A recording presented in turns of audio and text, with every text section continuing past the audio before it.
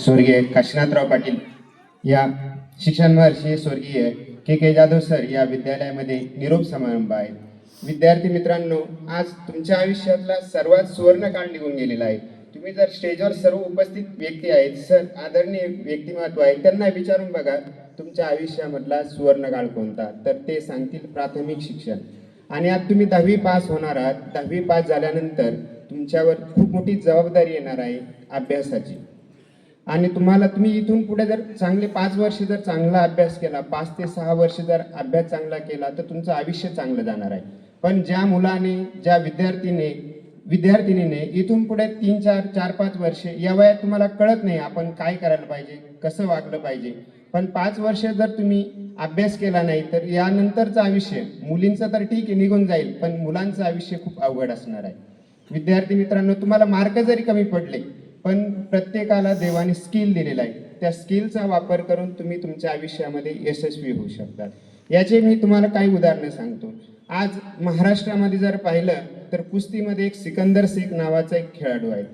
लहानपणापासून त्याने कुस्तीवर लक्ष केंद्रित केलं। आज कुठेही तो खेळायला गेला, आज भारतात कुठेही खेळायला गेला, तो हरो किंवा जिंको, त्याला 5 लाख रुपये त्याला मिळतातच। आणि जिंकले तर वेगळेच, तो वर्षाला जवळजवळ 10 कोटी रुपये कमवतो। म्हणजे त्याच्यामध्ये असलेलं स्किल त्याने उपयोगात आणलं आणि तो यशस्वी झालेला आहे।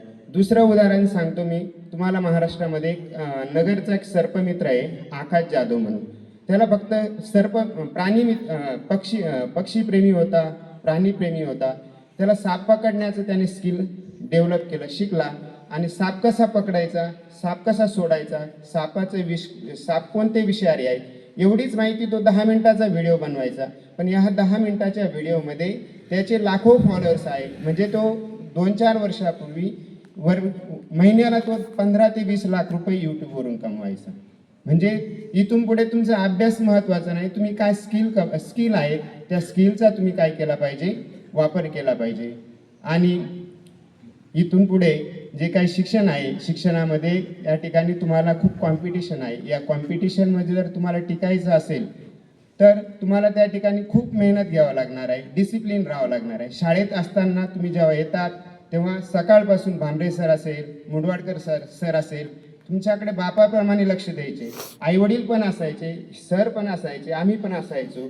एवढं करूनही तुमच्यामध्ये थोडी चुळबुळ दिसून यायची। पण आता तुम्ही हे